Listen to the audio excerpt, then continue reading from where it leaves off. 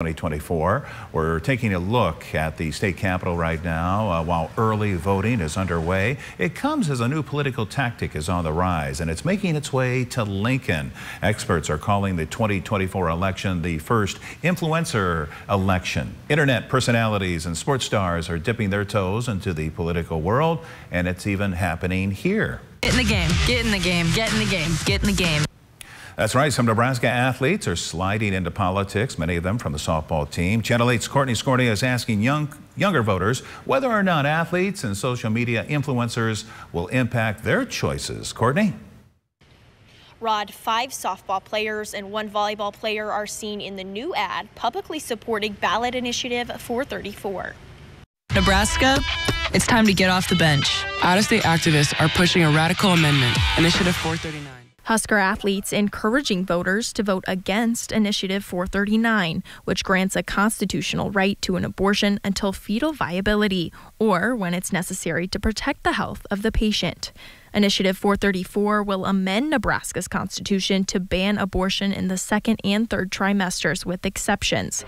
That's in line with current state law.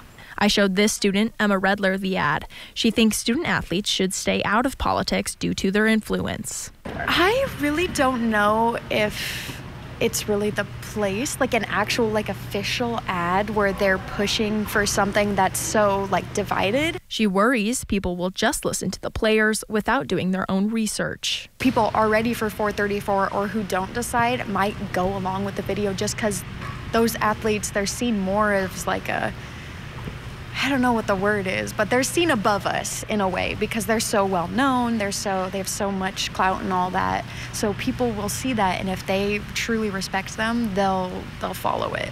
Political science professor Kevin Smith says the student athletes have the same right to speak about their views as any other student. He doesn't think the ad will make a huge impact, but it might lead some voters to research the topic. Student athletes tend to be prominent people on campus, so if they're talking about an issue, that's an issue that other students will probably talk about.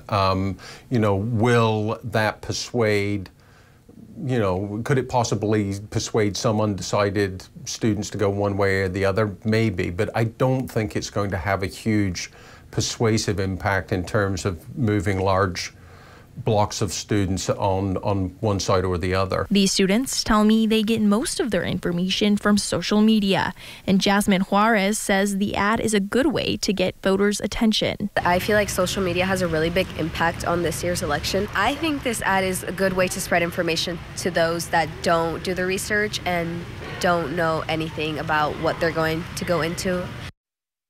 We have a more detailed explanation of those ballot initiatives on our website, klkntv.com. Reporting in Lincoln, Courtney Scornia, Channel 8 News. All right, thank you, Courtney. And one of the student athletes in the ad, Jordan Ball, took to social media today emphasizing that none of them were paid to take part in the ad, saying, quote, "We just aren't afraid to take a stand."